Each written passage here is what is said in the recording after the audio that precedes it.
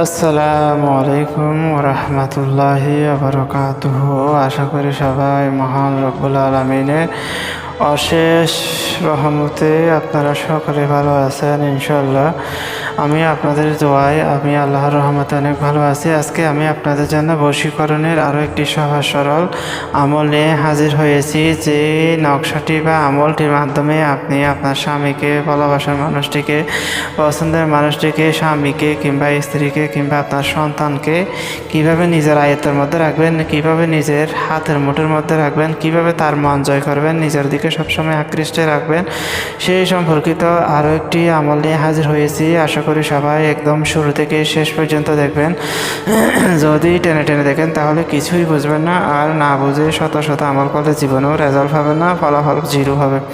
অনেক মানুষ আছে ভিডিওটি সম্পূর্ণ দেখে না, না দেখে কিভাবে কোন পদ্ধতিতে আমল করবে সেই বিষয়ে নিয়ে ইনশাআল্লাহ আমাদের সাথে ফোন করে বিভিন্ন ধরনের বলে যে আপনার একটা ভিডিও দেখেছি, অমুক দেখেছি। আমার চ্যানেলে শত শত ভিডিও আছে, আপনি কোনটা দেখেছেন না দেখেছেন সেটা তো আমি জানি না। সেই জন্য আপনাকে অবশ্যই কোন বিষয়ে কী বিষয়ে আমল করতে চাচ্ছেন সেটা ভিডিওর কমেন্টে যদি আপনি নাম লিখে, নিজের নামটা লিখে আমি লিখে দেন, ইনশাআল্লাহ আমি বুঝতে পারি আপনি ওই আমলটি করতে চাচ্ছেন এবং আমি আপনাকে তখন সাথে সাথে ইনশাআল্লাহ এজাজত দিয়ে দিতে পারি। অবশ্যই চ্যানেলটির সাথে সাবস্ক্রাইব করবেন, ভিডিওটি একটি লাইক দিবেন এবং আমি আমলটি যেভাবে বলবো, যেভাবে বর্ণনা করবো সেইভাবে লিখবেন।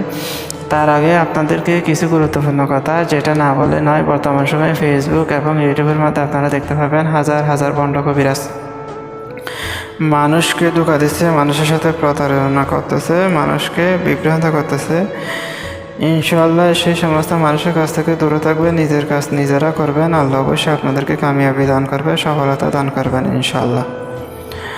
এবার আসা যাক আমলটি কিভাবে করবেন। আমলটি করার জন্য নির্দিষ্ট কোনো টাইম টেবিল নেই, নির্দিষ্ট কোনো কালিরও প্রয়োজন নেই।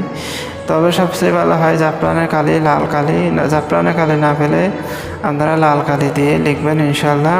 পশ্চিম দিকে, কাবার দিকে মুখ করে লিখবেন।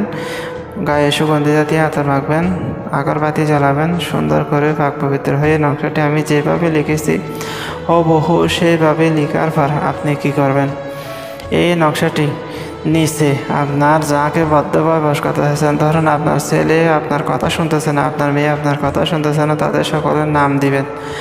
আর যদি আপনার স্বামীকে বস করতে চান, স্বামীর নাম দিবেন। আর যদি আপনার মেয়ে, কন্যা অথবা যাকে বস করতে চান তার নামগুলো নকশার নিচে সুন্দরভাবে লিখে দিবেন।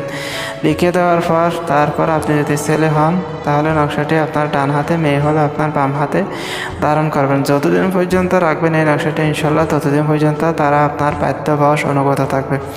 এই জন্য অবশ্যই ভিডিওটি মনোযোগ সহকারে দেখে আমি যেভাবে বলেছি সেইভাবে আমল করার চেষ্টা করবেন। আর আমলটি বেশি মানুষের কাছে শেয়ার করে দেবেন, যাতে মানুষেরা আরও উপকৃত হতে পারে।